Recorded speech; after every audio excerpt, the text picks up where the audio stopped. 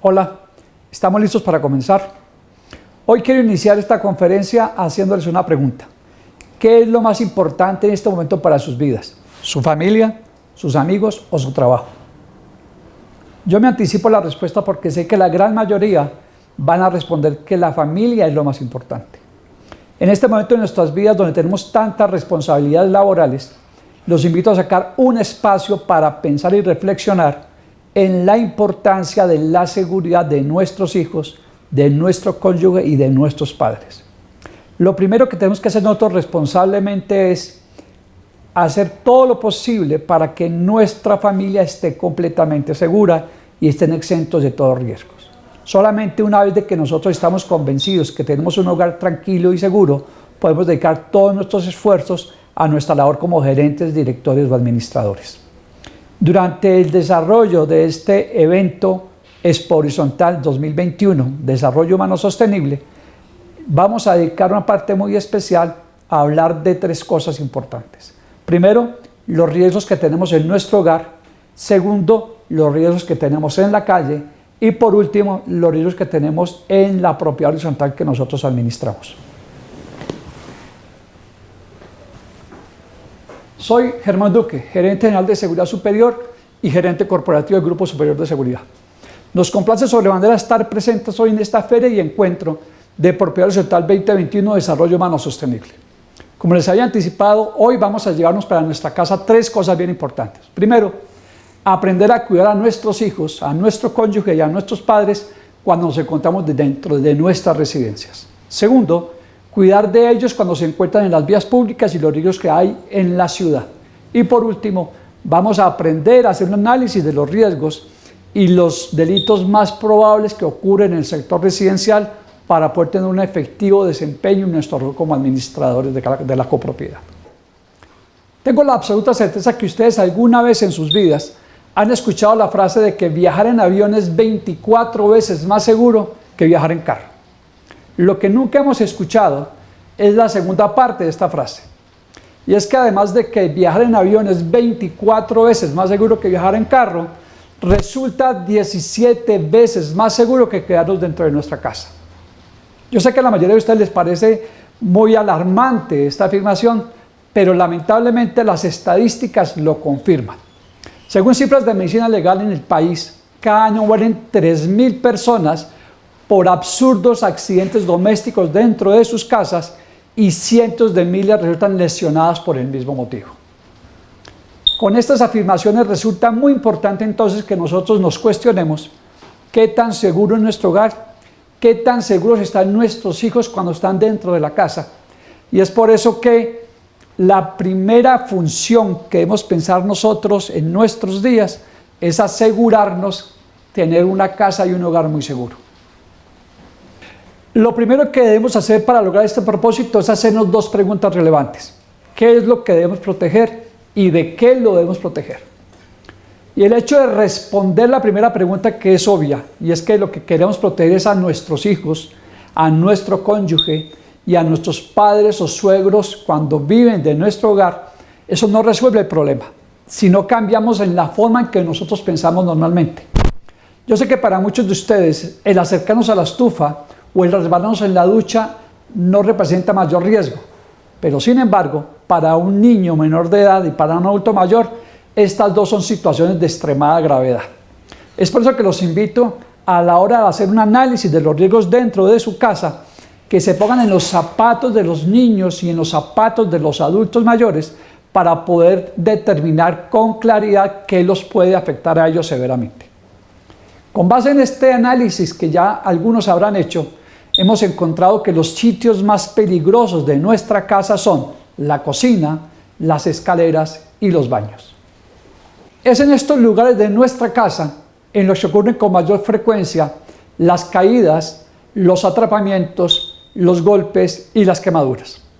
Es por eso que debemos nosotros, a partir de este conocimiento, empezar a desarrollar nuestro plan de seguridad para nuestras familias. En primer lugar, vamos a hablar de los niños. Los niños nunca, por ningún motivo, deben estar dentro de la cocina de nuestras casas. Si en nuestra casa no hay una puerta que aísle a los niños fuera de la cocina, Podemos utilizar una silla del comedor y colocarla horizontalmente en la entrada de la cocina para que nunca los menores ingresen a la cocina. También debemos procurar que cuando los adultos no están en la cocina, los menores tampoco puedan ingresar a ella, porque en un descuido pueden sufrir graves quemaduras. Mientras nosotros estemos cocinando, debemos tener mucho cuidado de que utilicemos siempre los hornillos de la parte de atrás de la estufa. Especialmente estas cacerolas que tienen mangos por ningún motivo deben estar hacia afuera, porque son los que mayormente causan las quemaduras a los niños. Los pisos de la cocina son muy resbalosos porque permanecen húmedos o hay regueros. Siempre procuremos mantener los pisos secos para evitar resbalones y caídas. Muy cerca de la cocina están los cuartos de ropa y son sitios demasiadamente peligrosos porque allí tenemos disolventes, combustibles y una cantidad de elementos tóxicos. Ningún elemento tóxico debe estar al alcance de los niños.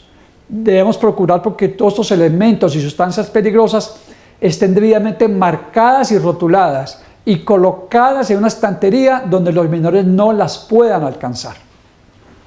Otro sitio muy peligroso para los niños son las escaleras. Por ningún motivo se debe permitir que los menores jueguen en las escaleras o que empujen a otros cuando están transitando por ellas. Las escaleras de nuestra casa deben tener pasamanos, ojalá a los dos costados, para que las personas puedan asirse de ellas en caso de algún resbalón o caída. Y cuando hablo de resbalones significa que por ningún motivo las escaleras de nuestras casas deben ser enceradas porque facilitan las caídas. Hablando de los adultos mayores, ellos también tienen que ser objeto de especial atención nuestra. ¿Por qué? Porque su condición física les resta movilidad y cualquier caída para ellos puede tener consecuencias desastrosas. Los adultos mayores encuentran el mayor riesgo al subir y bajar las escaleras. Es por eso que si nosotros en nuestro hogar tenemos adultos mayores y nuestra casa es de escaleras, debemos ir pensando en cambiar de residencia a un apartamento o casa de un solo piso. Mientras tanto, debemos asegurarnos que las escaleras tengan doble baranda para que ellos puedan asirse a ellas mientras suben o bajan. Igualmente que las alfombras pequeñas y los tapetes de nuestra casa tengan alguna cinta antideslizante para evitarles a ellos caídas. Y otro sitio donde ellos con mayor frecuencia sufren accidentes es en la ducha o en la tina. Tenemos nosotros instalados en la ducha y la tina tapetes antideslizantes. Tenemos barras donde ellos se puedan agarrar en el caso de algún resbalón. Son cosas que debemos tener muy en cuenta. Los adultos mayores regularmente tienen hábitos que no se les pueden quitar debido a su edad. Uno de ellos es el fumar. Y muchos accidentes, incendios en las casas ocurren porque los adultos mayores se quedan dormidos fumando o porque no apagan suficientemente bien las colillas de cigarrillos y eso genera incendios. Otro accidente que ocurre atado a sus creencias son los que ocurren cuando dejamos veladoras encendidas. Las veladoras de por sí no son peligrosas, lo peligroso es dónde las colocamos y si no las apagamos cuando nos vamos a dormir. Los adultos mayores también se levantan en las noches para ir al baño o para bajar las escaleras. Tienen en nuestras casas sistemas de iluminación para las escaleras y para los baños para cuando ellos se levanten y eviten ser accidentes. Son cosas que también debemos tener en cuenta. Hablamos de que los incendios que ocurren en nuestras casas son un riesgo potencial. ¿Cómo estamos nosotros preparados para prevenir incendios en nuestras casas? ¿Qué tan combustibles son los tendidos de cama que nosotros utilizamos en nuestra ropa? El incendio se puede presentar de muchísimas maneras. Por ejemplo, a la hora de cocinar, no se recomienda que las personas que cocinan tengan mangas largas, porque fácilmente se pueden quemar. Cada cuanto limpiamos la estufa, la acumulación de aceites en las hornillas de las estufas producen incendios con resultados no deseados. La mayoría de los muertos en los incendios ocurren por asfixia, por gases tóxicos. Es por ello que debemos instruir a los miembros de nuestra familia que en caso de un incendio deben colocar toallas húmedas en las rendijas de las puertas para que el humo no penetre a sus cuartos. Y que si se deben movilizar fuera de sus casas, deben hacerlo gateando y ojalá con un trapo húmedo apoyando boca y nariz para que no sufran ninguna asfixia por culpa del humo del incendio. Nuestros hijos deben estar preparados de qué tienen que hacer en caso de un incendio. Hay un hecho muy lamentable que llamó muchísimo mi atención en Medellín, cuando después de haber evacuado una casa que se estaba incendiando, un hijo pequeño no aparecía. Y el padre se había asegurado que durante el incendio había recorrido todos los cuartos para desalojar a sus hijos. El niño que faltaba fue encontrado quemado debajo de su cama, lugar que el papá no miró ni revisó al momento de desalojar la casa. Otro de los incidentes que ocurren con frecuencia en los hogares es la pérdida de vidas por el ahogamiento. Muchas personas fallecen porque sus vías respiratorias se obstruyen por alimento. Y el no conocer la forma de desahogar a las personas hace que se pierdan vidas inocentes. Los invito a que ustedes se preparen. En las redes sociales aparece la maniobra de Heimlich, que recibe el nombre en honor al médico que la creó. Esa maniobra les permitirá salvar vidas de sus familiares cuando sufran alguna obstrucción con la comida. Y también pueden salvar sus propias vidas, ya que ustedes pueden practicarla estando solos y les será de muchísima utilidad. Ya hablamos de la salud y de la integridad de las personas como una de las cosas que nosotros protegemos en primera medida. Pero hay otras cosas que nosotros debemos proteger en nuestro hogar. En orden, yo diría que lo segundo que nosotros deberíamos proteger son cosas que no se pueden volver a recuperar o reemplazar. Además de la vida y la salud, la información que está en nuestros computadores son de aquellas cosas que si se pierden nunca se van a poder recuperar. Entonces los invito a que de manera frecuente suban la información a la nube o hagan backup de la información de sus computadores y teléfonos celulares y los guarden en un lugar seguro diferente a su casa. Pueden ser sus oficinas. De esa manera, cuando se pierda el computador o se pierda un celular, no van a perder la información que ustedes han conservado durante toda su vida. Después de proteger la salud y la vida de sus seres queridos y de proteger la información, viene la protección de las cosas de valor. Aunque ellas se pueden recuperar después, es bien importante mirar de qué manera las podemos cuidar. Lo primero que nosotros debemos pensar es en la seguridad de nuestra residencia. ¿Qué tan segura es la puerta de ingreso a nuestra residencia? ¿Qué tan seguras son las ventanas y los balcones que pueden dar acceso a nuestra residencia? ¿Qué tan seguro es el lugar donde nosotros guardamos los elementos de valor? Si nosotros tenemos cosas de muchísimo valor en nuestra casa, la recomendación es comprar una caja fuerte empotrada a la pared, porque las cajillas de seguridad que habitualmente compramos nosotros, que son muy baratas, fácilmente pueden ser removidas de su casa y sacadas de su hogar, perdiéndose los elementos que están dentro de ellas. Otra cosa que es muy útil frente a la pérdida de cosas de valor, sobre todo electrodomésticos en nuestra casa, es marcarlos, tal y como hacemos frecuentemente con las piezas de nuestros carros. Si nosotros marcamos apropiadamente las cosas que tenemos en nuestra casa, como los electrodomésticos, la bicicleta y demás, lo que estamos haciendo es desincentivando el comercio de esas piezas. Y en el evento en que ocurra un hurto en nuestras residencias, seguramente si la policía hace un decomiso y recuperación de esos elementos, fácilmente va a poder identificar quién es el dueño, porque están marcadas con su número celular, con su nombre y con su apellido. Así que los invito a que procedan a marcar las cosas de valor para que frente a un eventual hurto puedan ser recuperadas después. Hay una segunda pregunta. Ya hablamos que la primera pregunta era ¿qué es lo que debemos proteger? Y nos quedó claro qué es lo que debemos proteger. Y ahora es ¿de qué lo debemos proteger? Y frente a ello hay una lamentable estadística. Y es que en el caso de las empresas, el 80% de los riesgos está dentro de las empresas. Es decir, que cuando ocurre un siniestro, una pérdida, un hurto, en el 80% de los casos encontramos en que hay empleados o que hay contratistas involucrados en el hurto o en la pérdida. Es por eso que cuando se presenta una pérdida en nuestro hogar, la mayor probabilidad de esa pérdida es que sea ocasionada por la empleada que hemos contratado para que nos haga las labores domésticas en la casa. No estoy estigmatizando a este grupo de personas que hacen un excelente trabajo para nuestros hogares, pero sí hay casos en que cuando nosotros no observamos la debida diligencia en estudiar la hoja de vida, en mandar a hacer un estudio de seguridad de esa hoja de vida y asegurarnos que la persona que estamos contratando es una persona completamente honesta, se presentan casos en que estas empleadas pueden de manera consciente sustraer elementos de nuestro hogar y generarnos una pérdida. Pero también hay una modalidad delincuencial muy conocida y que afecta muchísimo la seguridad residencial, y es la llamada millonaria.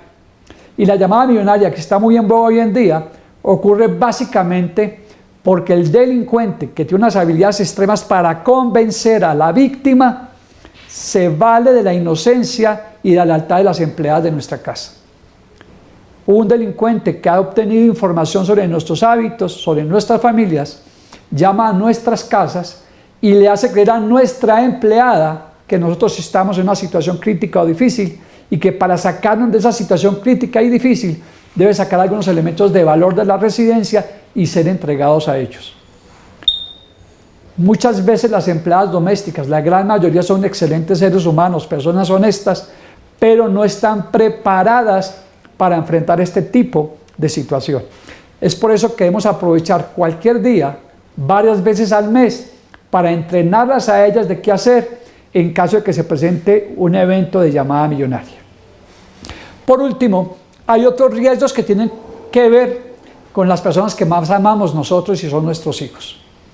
Nosotros podemos estar tranquilos porque vivimos en conjuntos residenciales muy bien protegidos, porque nuestra casa está muy bien protegida y porque hemos hecho muchas cosas para que nuestros hijos no sufran accidentes dentro del hogar. Pero lamentablemente hay una ventana que no podemos cerrar nosotros por mucho que queramos, y es la ventana de las redes sociales, el acceso a Internet. Nuestros hijos cada vez están más expuestos a los riesgos a través de Internet. El sexting, el grooming, el ciberbullying, son conductas que nosotros no estamos preparados para manejar y que están latentes hoy en día. Así que los invito a consultar en el Internet, en las redes sociales, los riesgos que tienen nuestros hijos para que sean prevenidos a través de un uso responsable de los medios de comunicación y sobre todo de las redes sociales. Por último, yo quisiera preguntarles a ustedes cómo estamos educando a nuestros hijos para desarrollar en ellos hábitos seguros. Yo quisiera invitarlos a que ustedes aprovechen continuamente los espacios que tengan disponibles para hacer juegos de roles con sus hijos. Yo creo que la hora de la comida es un espacio muy relajado que podríamos aprovechar para decirle a nuestros hijos: ¿tú qué harías en caso de? Y plantearles situaciones hipotéticas para que ellos den respuestas que ustedes puedan reforzar en el evento en que ellos, por ejemplo, digan que saldrían corriendo o que se opondrían a un atraco. Ustedes les dicen las consecuencias que tienen de salir corriendo o de oponerse a una situación de atraco. Les voy a plantear, para terminar esta charla, un ejemplo que me ocurre con muchísima frecuencia.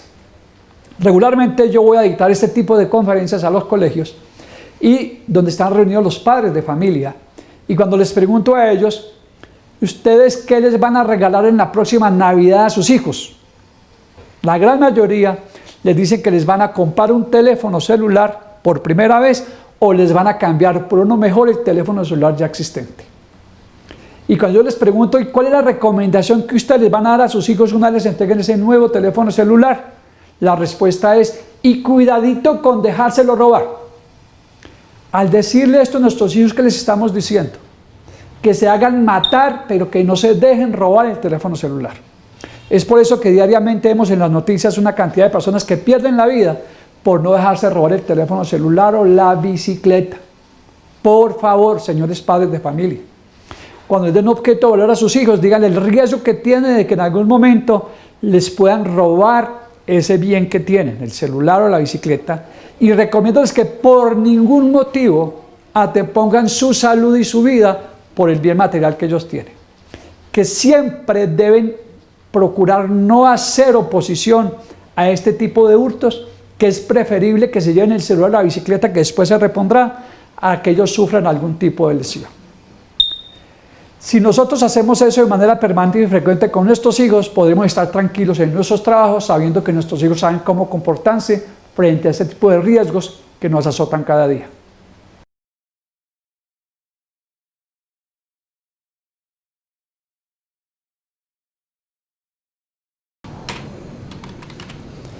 Si un día cualquiera, un encuestador de pronto les preguntara: ¿ustedes dónde se sienten más seguros? en su casa o cuando salen a la calle? Seguramente la respuesta al unísono sería que ustedes se sienten más seguros dentro de sus casas. Y este problema no es nuevo. Hace más de 70.000 años, al final de la edad de piedra en el Paleolítico Superior, nuestro antepasado, el Homo sapiens sapiens, el hombre sabio, no respondió a ninguna encuesta. Sin embargo, él decidió permanecer dentro de su casa porque consideraba que era más segura. Nuestro antepasado prehistórico tenía playas, estepas, bosques para vivir, y sin embargo, ¿dónde escogió vivir él? En una cueva húmeda, oscura y maloliente. ¿Por qué lo hizo? Porque es que fuera de su cueva estaban los esmilodones, o sea, los tigres dientes de sable y otras bestias de la época que ponían en peligro su vida y las de su familia. Y aunque hoy en día nosotros no tenemos en la calle esmilodones, sí tenemos unos delincuentes que nos tienen acorralados dentro de nuestras casas. Los Saiyajines del Bronx, los Pascuales del Coditos, los Roles, los Rompevidrios y recientemente los Jayco Masacre, los Melán y los Coquis que llegaron del vecino país, nos tienen acorralados y hace que no nos sintamos del todo seguros. Hoy día nosotros no vivimos plenamente los espacios públicos de nuestras ciudades y vivir con miedo es vivir a medias. Es por eso que yo quiero invitarlos en el día de hoy a poner en práctica unas técnicas muy sencillas para que podamos recuperar nuestra tranquilidad cuando estamos en los espacios públicos, cuando estamos en la calle. Lo primero de ellos son dos técnicas muy sencillas. La primera de ellas es el autocuidado. Nosotros llamamos autocuidado a la actitud y a la aptitud que tenemos nosotros cuando nos comportamos de tal o cual manera, de tal suerte que podamos conservar la seguridad para prevenir los riesgos y las consecuencias indeseables. El autocuidado es fundamental practicarlo nosotros y enseñarles su práctica a nuestros hijos. El autocuidado lo podemos visualizar como un triángulo, es decir, que tiene tres elementos fundamentales. El primero de ellos es el conocimiento. En la medida en que nosotros conozcamos los riesgos y las situaciones difíciles de inseguridad que ocurren en los lugares que frecuentamos, en nuestro barrio, cuando salimos a la calle en nuestro barrio, cuando nos desplazamos a nuestro trabajo o cuando vamos de paseo a otras ciudades, nos va a permitir controlar los riesgos que se pueden presentar en esos entornos. El segundo elemento del autocuidado es la alerta. El estar alerta siempre que nos movemos en las vías públicas nos permite identificar los peligros, y una vez identificados los peligros tenemos que actuar en consecuencia. Si estamos solos es buscar un sitio que nos provea abrigo. Si hay una persona que nos genere confianza cerca, es acercarnos a esa persona para poder tener quien nos apoye frente a esa alerta que acabamos de tener. Otro tema de la alerta es desarrollar hábitos seguros en la observancia de cualquier situación anómala que ocurra a nuestro alrededor. Y el tercer y último elemento del autocuidado es la actitud. Nosotros siempre debemos desarrollar una actitud de autoprotección y practicarla. Desestimemos los actos inseguros. Muchas veces nosotros optamos o acostumbramos a hacer cosas que ponen en peligro o en riesgo nuestra seguridad. La idea es desestimular todos esos actos inseguros. El éxito del autocuidado es la respuesta eficaz y eficiente que nosotros demos ante situaciones de riesgo o peligro inesperadas. Todo lo inesperado nos genera respuestas insospechadas. Entonces yo preferiría que frente al autocuidado nosotros desarrolláramos la metodología de qué pasaría si. Cuando ustedes tengan espacios de descanso, de relajación, ustedes piensen si a mí me sucediera esta tal o cual cosa, de lo que hemos visto en las noticias, de qué manera respondería frente a ese tipo de situaciones. Y seguramente respondería con calma, con tranquilidad y optaría por acciones que no pusieran en peligro mi integridad ni la integridad de otras personas. El autocuidado es fundamental para vivir tranquilos. Otra de las herramientas bien importantes que tenemos nosotros para sentirnos más seguros en la calle es lo que se conoce como el triángulo del delito. Y al igual que el triángulo del autocuidado también tiene tres elementos. La ventaja es que con que solo practiquemos uno de los tres elementos, estamos a salvo de la delincuencia. Se llama triángulo del delito porque son los tres elementos en los cuales un delincuente se apoya para convertirme en su víctima. El primer elemento del triángulo del delito es el interés. Nosotros debemos procurar todo lo posible para no despertar el interés del delincuente. Entre cientos de potenciales víctimas, el delincuente escoge una para convertirla en su víctima.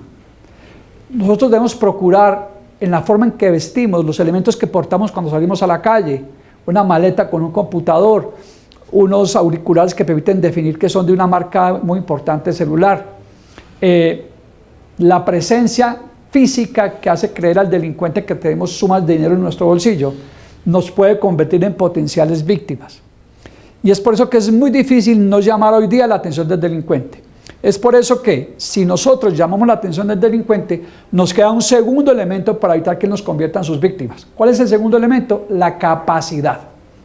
El delincuente, después de haberme escogido como su víctima, hace un análisis sobre la capacidad que él tiene para doblegarme, para vencerme. Entonces primero mira qué tanta capacidad tiene él contra mí y qué tanta capacidad tengo yo de defensa.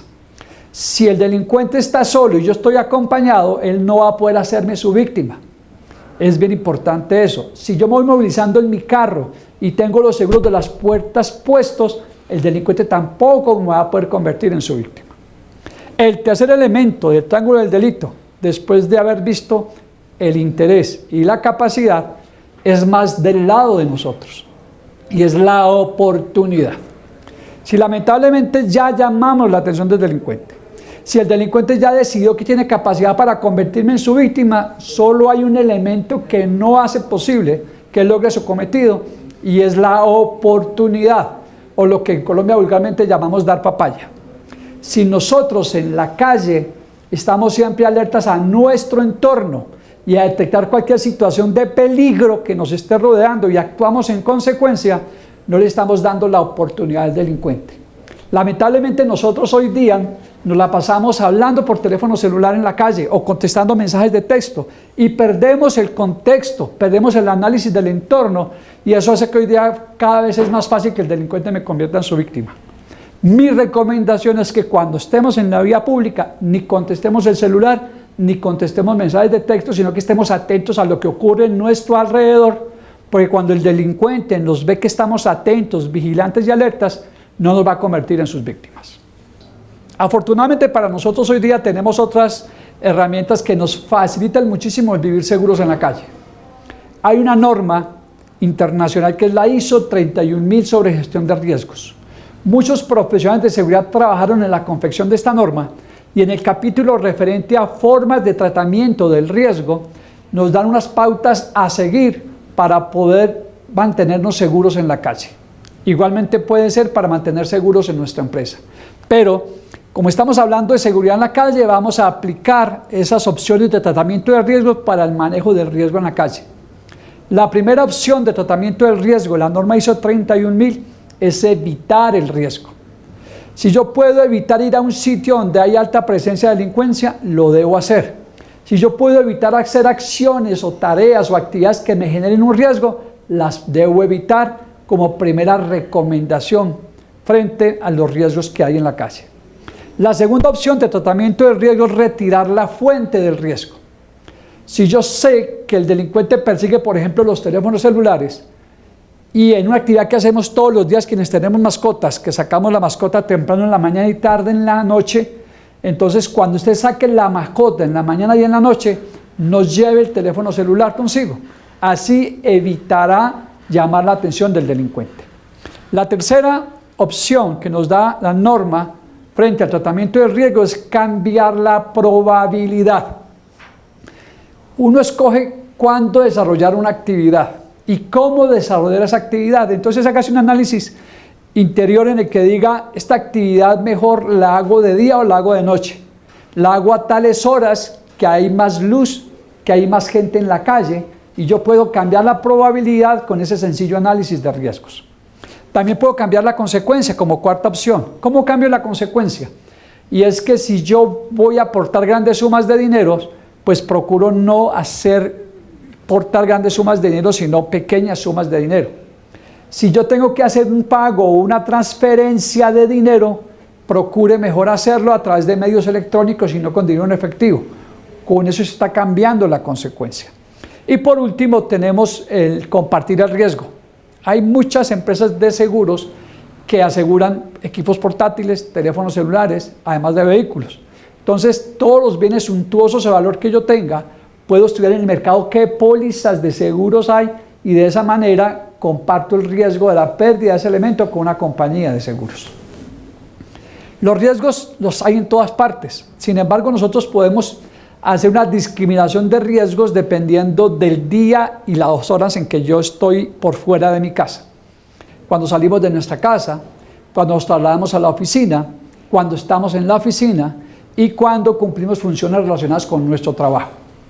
En la mañana, cuando salimos de nuestra casa, la recomendación es, primero asómese por la ventana y verifique qué hay fuera de su casa, de tal suerte que cuando usted abra la puerta no se encuentre con ninguna sorpresa. Si va a utilizar el transporte público, el transporte masivo, por favor, los elementos de valor que usted va a cargar en el transporte masivo, la billetera y el celular, ¿dónde los mantiene?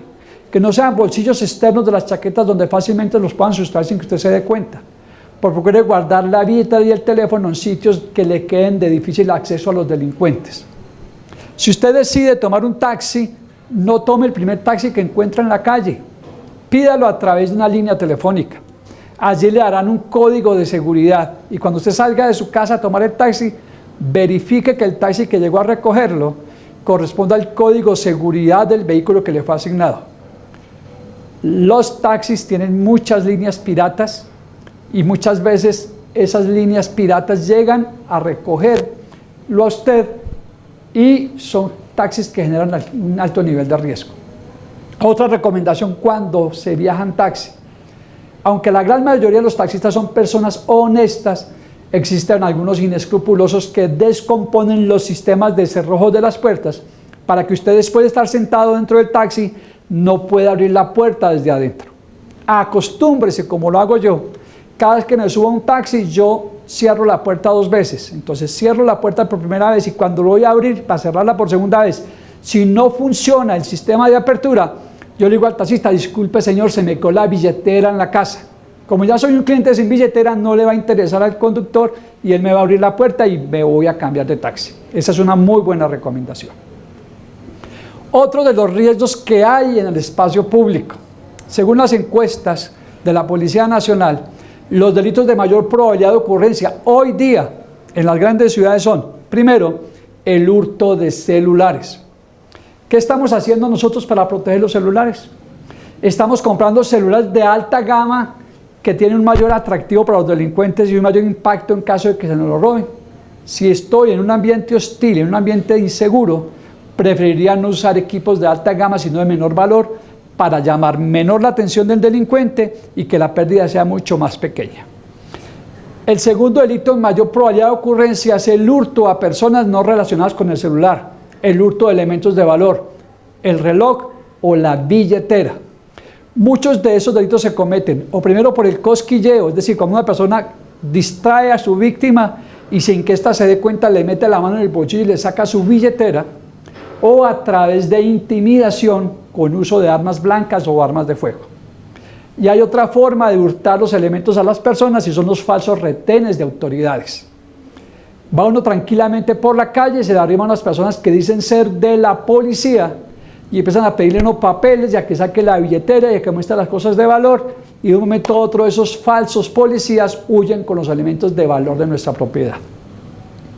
Recientemente, con ocasión de la pandemia, como lo que se popularizó fue el uso de la bicicleta como medio de transporte por los beneficios que tiene para evitar el contagio, se incrementó ostensiblemente el hurto de bicicletas.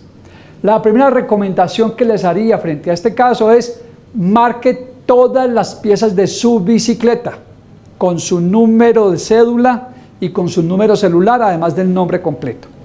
¿Qué logramos con ello? Primero, desestimular el hurto de las bicicletas. Porque una bicicleta que está totalmente marcado, como cuando ocurre con los carros, en el comercio no se puede vender, pierde valor y eso desestimula a los delincuentes que están dedicados a ese negocio. Y segundo, la policía todo el tiempo está haciendo recuperaciones de bicicletas y cuesta muchísimo trabajo saber a quién llamar para decirle encontramos su bicicleta. En cambio, si su bicicleta está marcada, la policía puede fácilmente identificar el dueño, llamarlo y decirle venga por su bicicleta porque ya fue recuperada.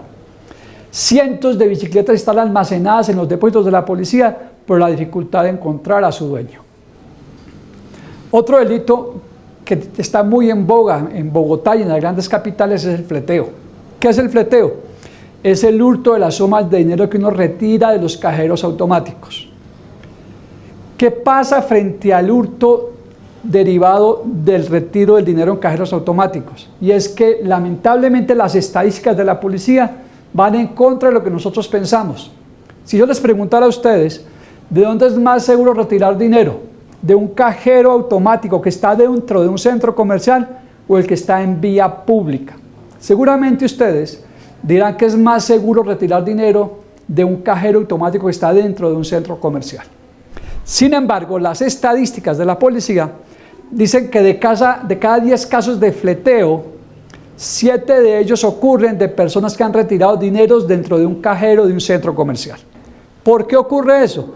Porque es que cuando uno retira dinero de un cajero que está dentro de un centro comercial, se siente seguro, se siente tranquilo y no observa ninguna medida de seguridad después de retirar el dinero. Contrario censo, quienes retiran dinero de un cajero electrónico que está sobre la calle, pues el temor de estar en la calle los obliga a tomar especiales medidas de seguridad que logran evitar ser víctimas del fleteo a través de ese comportamiento más seguro. Hay otro delito también que se da en los cajeros electrónicos y es cuando uno introduce su tarjeta dentro del cajero y delincuentes especializados en fraudes electrónicos sacan la información que hay de la tarjeta, del microchip de la tarjeta, y con esa información van y obtienen otros bienes de consumo utilizando nuestro nombre y nuestra información, lo que se conoce como el hurto de identidad. Y por último, hablemos de la llamada millonaria. Se ha vuelto muy frecuente porque están muy especializados los delincuentes, incluyendo los que hay en las cárceles, que están llamando a las casas para decir que el dueño de la casa, que el propietario de la residencia tiene un problema con la autoridad o tiene una emergencia. Y le piden a la empleada doméstica que saque elementos de valor de la casa para poder resolver el problema que tiene su patrón. Las empleadas domésticas lamentablemente sucumben al engaño de estas personas y sin ser malas personas, sin tener ninguna complicidad con estos delincuentes, solo el deseo de ayudar a su patrón, saca elementos de su casa y se los entrega a estos delincuentes. La recomendación que les hago es que de manera continua, no cada 6 meses, ojalá cada mes, se sienten ustedes con la empleada de sus casas, con sus hijos mayores, porque también ha ocurrido y han sido engañados hijos cuando quedan solos en el apartamento, y les expliquen en qué consiste la llamada millonaria. ¿Qué tipo de mensajes le están dando los delincuentes a las personas para obligarlos a sacar las cosas de la casa? Y cuando ellos ya estén entrenados y capacitados, nosotros ya nos hemos quitado ese problema encima. Por último, hoy día estamos en una situación muy especial. Lamentablemente, en este momento, la mayor probabilidad de muerte o de enfermedad no son las acciones de la delincuencia en la calle. Es un enemigo invisible, el COVID-19. Entonces, si nosotros tuviéramos hoy la potestad de decidir cuál es mi preocupación número 1 y en qué debo prestar atención, es en no ser contagiados de esta terrible enfermedad. Entonces, como ya aprendimos a través de la implementación de la norma ISO 31000 que hay unas formas de tratamiento del riesgo, ahora apliquemos esas formas de tratamiento del riesgo para quitarnos el problema más probable de ocurrencia que tenemos hoy día y es ser contagiados de esta terrible enfermedad. El primero de ello, evitar el riesgo. Entonces, para evitar el riesgo, quedémonos en la casa. No salgamos de la casa si no es estrictamente necesario. Hoy día las empresas permiten el teletrabajo, entonces tratemos de estar en teletrabajo en nuestras casas y así estamos evitando el contagio del COVID-19.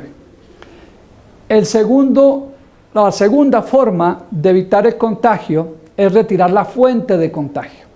¿Quién es la fuente de contagio? Cualquiera otra persona. ¿Cómo lo hacemos? A través del distanciamiento social. Si yo siempre conservo una distancia de 2 metros de las demás personas, incluyendo los más cercanos, mis parientes más cercanos, porque muchos de los contagios se dan por los parientes más cercanos, yo estoy retirando la fuente de contagio y estoy manteniéndome seguro. La tercera forma de prevenir el contagio de COVID-19 es cambiar la probabilidad. ¿Cómo hago para cambiar la probabilidad de contagio de COVID-19? Siguiendo al pie de la letra los protocolos de bioseguridad. ¿Qué dicen los protocolos de bioseguridad? Número 1, usar permanentemente el tapabocas. Y no cualquier tapabocas. Esos que andan en la calle de neofreno no sirve. Debemos usar tapabocas, preferiblemente los N95 o los quirúrgicos. Si yo uso permanentemente tapabocas, si me lavo con frecuencia las manos y si mantengo el distanciamiento social, voy a estar a salvo de contagio de COVID-19. También hay otra forma de prevenir o de mitigar el contagio de COVID-19 y es cambiar la probabilidad, es decir, que no me afecte sobremanera si llego a estar contagiado de COVID-19. ¿Cómo lo logro? Hábitos saludables. En la medida que yo tengo una buena condición física y una buena salud, si yo resulto contagiado del COVID, pues no me va a causar un mayor daño. Y lo segundo es que si yo estoy en una ciudad donde la ocupación de las camas UCI está al 100% y resulto infectado por COVID, voy a tener graves problemas para ser atendido en el centro hospitalario.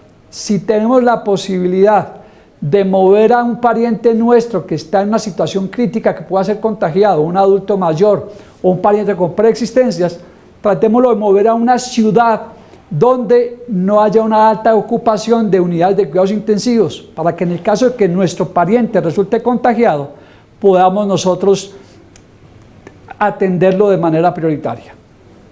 Y por último, hay otra forma y es retener el riesgo. ¿Qué es retener el riesgo? Es yo debo asistir a mi trabajo, yo debo seguir mi vida normal, entonces lo puedo hacer, voy a asumir un riesgo, pero si practico lo que les dije anteriormente, sobre todo de cambiar la probabilidad, observando al pie de todos los protocolos de bioseguridad, seguramente voy a ser menos propenso al contagio de esta terrible enfermedad.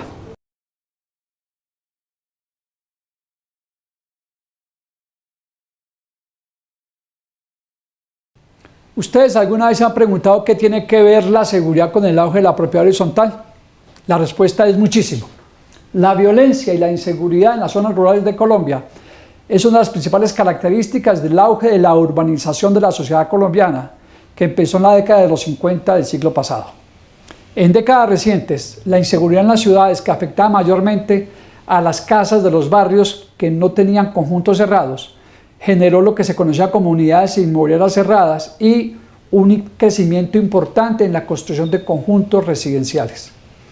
Esta nueva forma de vida, en la que dentro de una misma unidad residencial se confunden cientos de intereses particulares, los cuales deben subordinarse a un interés colectivo, es quizá el mayor reto para los que administran la propiedad horizontal en Colombia. Hay dos preguntas que se deben responder quienes tienen la responsabilidad de cuidar por el bienestar de esas comunidades en lo que tiene que ver con la seguridad. La primera pregunta es, ¿qué es lo que debemos proteger? Y la segunda es, ¿de qué lo debemos proteger? Entonces, señores administradores, cuando ustedes piensan en qué debemos proteger, hay un enorme listado de lo que debemos proteger dentro de los conjuntos residenciales. Obviamente, lo primero son las personas. Y cuando nos referimos a las personas, no solamente son los residentes, son los residentes, los inquilinos o arrendatarios, los empleados de la unidad residencial, los contratistas, los visitantes y también los vecinos. Cualquier actividad que se desarrolle dentro de la propiedad horizontal que afecte a las personas que acabo de enunciar son responsabilidad de la copropiedad. Lo segundo que debe proteger las copropiedades es el medio ambiente. Hoy día, los organismos de seguridad del Estado, las organizaciones no gubernamentales, tienen los ojos puestos en cualquier violación o afectación al medio ambiente. Es por eso que cualquier actividad que desarrolle la unidad residencial, como por ejemplo el vertimiento de aguas residuales o el manejo de las basuras, tiene que respetar los protocolos del medio ambiente, porque cualquier violación a esos protocolos genera unas multas importantes para la copropiedad. Lo tercero que se protege en las urbanizaciones y en los conjuntos residenciales son los activos que hay dentro de la copropiedad. Y no solamente los activos que son comunes, que son de la copropiedad en sí, sino también los activos que son de cada una de las personas que residen dentro de la copropiedad, sean estos propietarios o sean arrendatarios.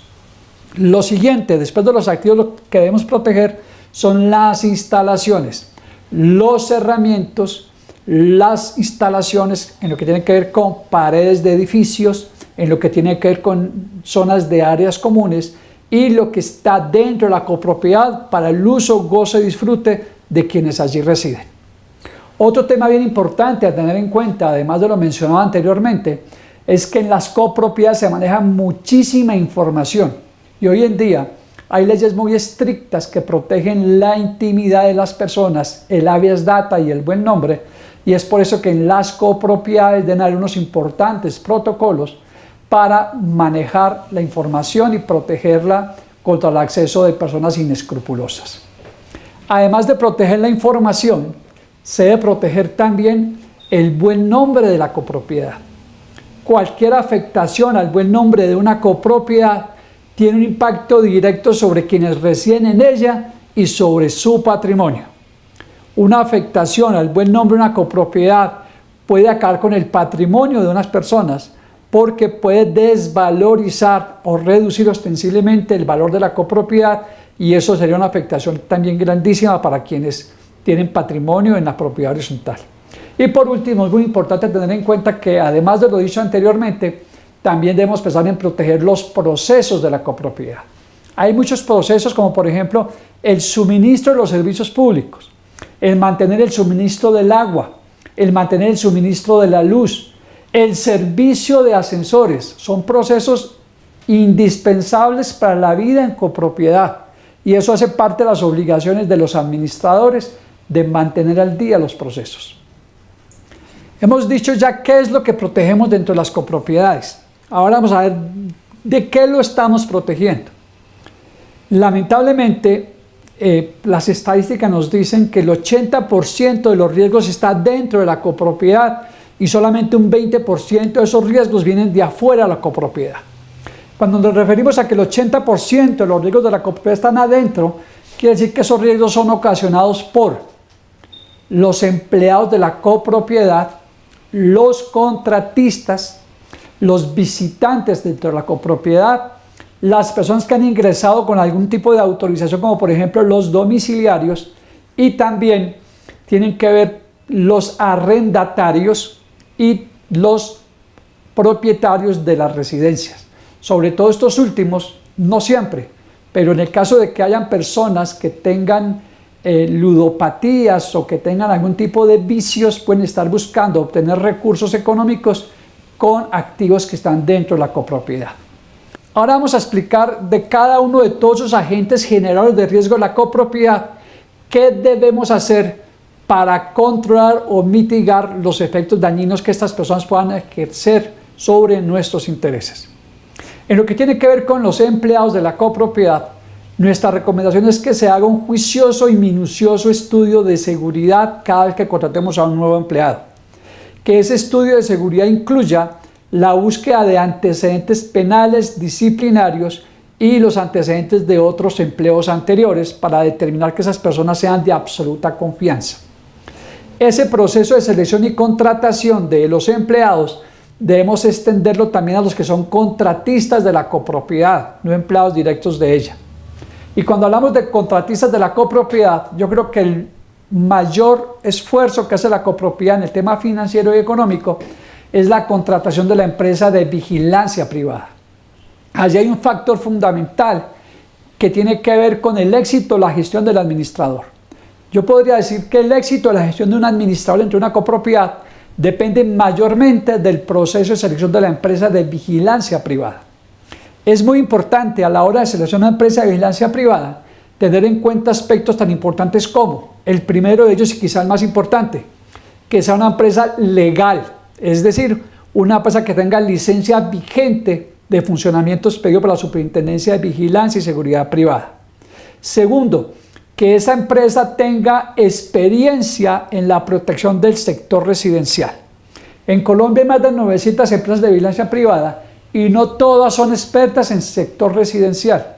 Es por eso que a la hora de seleccionar la empresa de vigilancia, busquemos una empresa que tenga muchos años de experiencia en el sector residencial y que a su vez esté encargada de la vigilancia de conjuntos residenciales en la zona donde nosotros tenemos nuestra copropiedad, para que sea una empresa que conozca el modus operandi del entorno donde está ubicada nuestra copropiedad.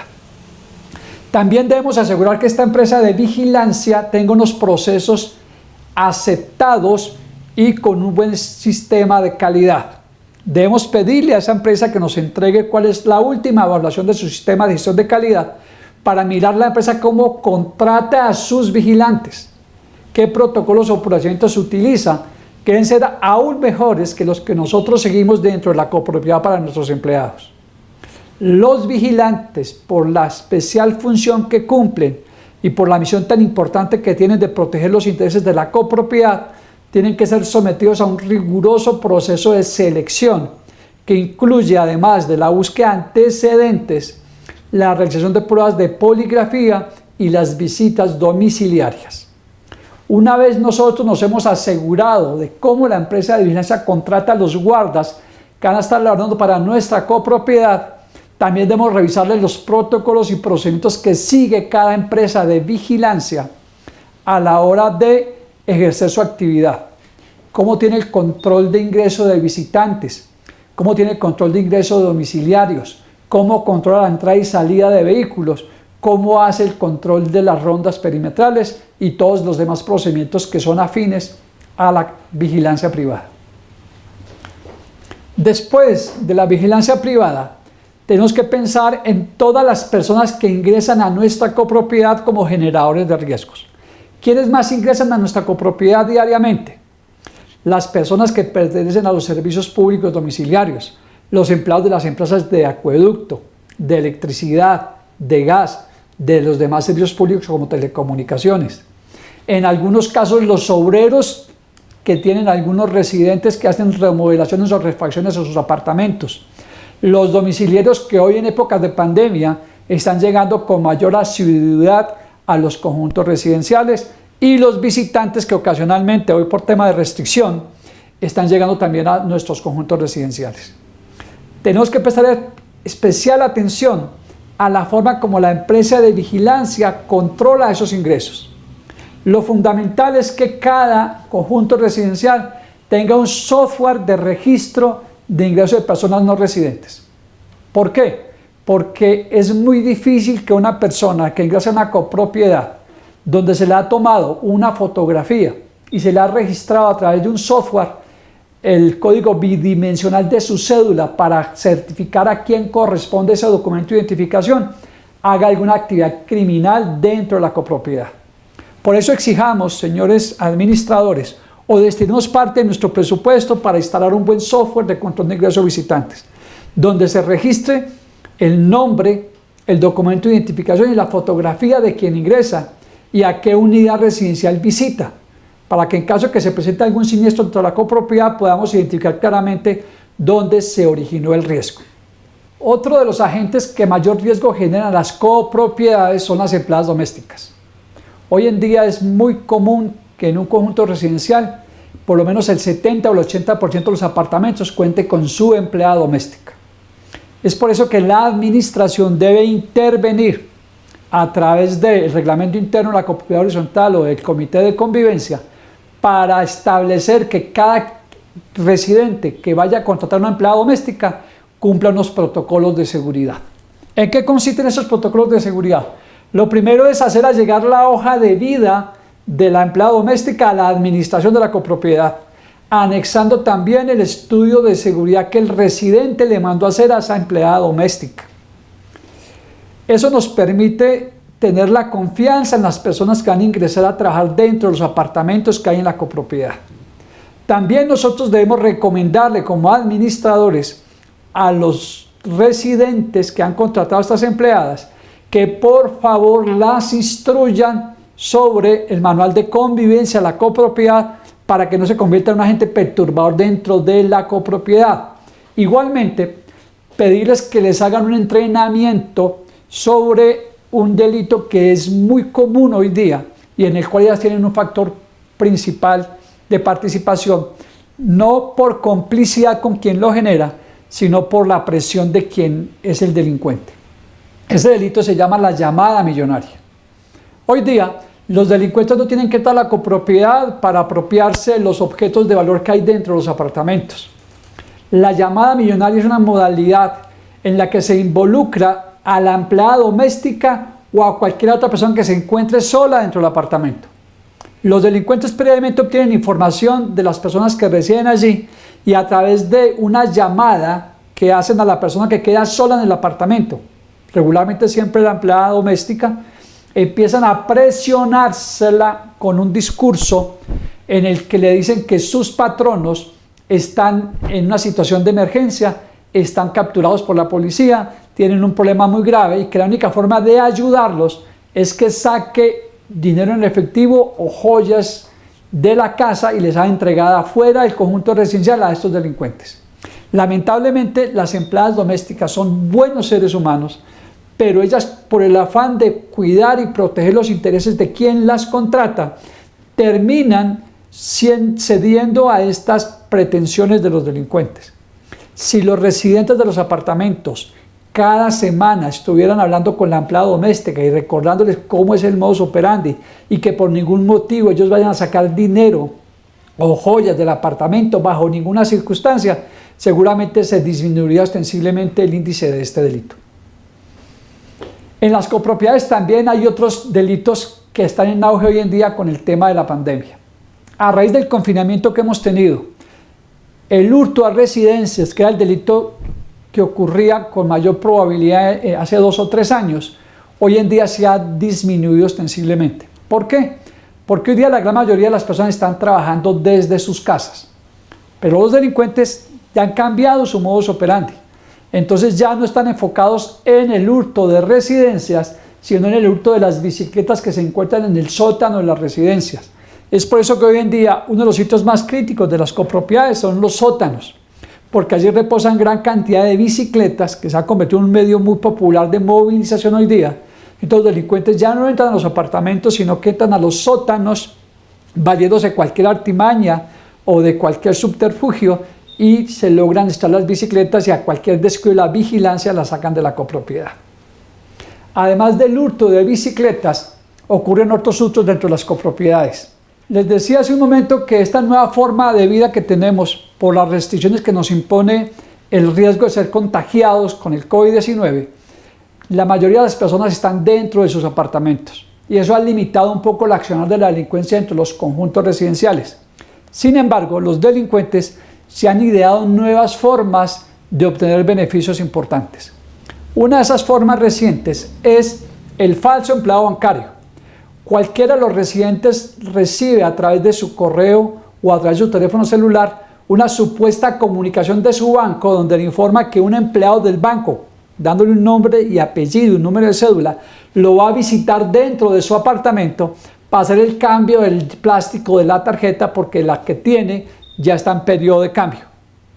La persona residente ya conoce quién va a visitarlo, inclusive le da los datos al guarda de entrada del conjunto residencial, de tal suerte que cuando el delincuente llega con esa identificación, fácilmente ingresa al conjunto residencial porque tiene la autorización del residente.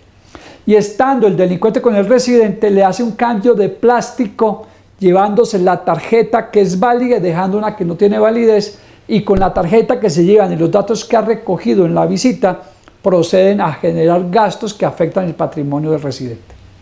Y una última modalidad que se ha dado ahora con esta ola de inmigración que tenemos son los falsos inquilinos, los falsos arrendatarios.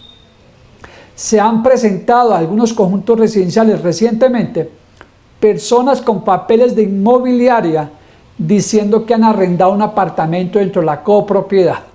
Los guardas de seguridad verifican y todos los papeles están en regla, el logo de la inmobiliaria, los datos de la persona que está llegando con el trasteo, los datos del dueño del apartamento que supuestamente arrendó el apartamento, y estas personas se trastean a vivir dentro de la copropiedad y solamente cuando el dueño 2 o 3 meses después se da cuenta que su apartamento fue invadido es cuando estamos dando cuenta de esta nueva modalidad delincuencial. Como ustedes pueden ver, señoras y señores, son múltiples las responsabilidades que tenemos nosotros cuando aceptamos el cargo de administrador de las copropiedades. Lo importante es que ustedes sepan elegir muy bien los empleados que van a contratar para la copropiedad y a la empresa de vigilancia privada. Eso les garantizará muchísimo el éxito de su gestión y resultados altamente positivos en sus vidas profesionales. Agradezco el tiempo que nos han dedicado para escucharnos en el día de hoy.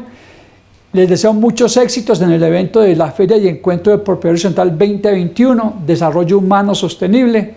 Espero que cumplan los propósitos por los cuales fueron convocados. Mil gracias.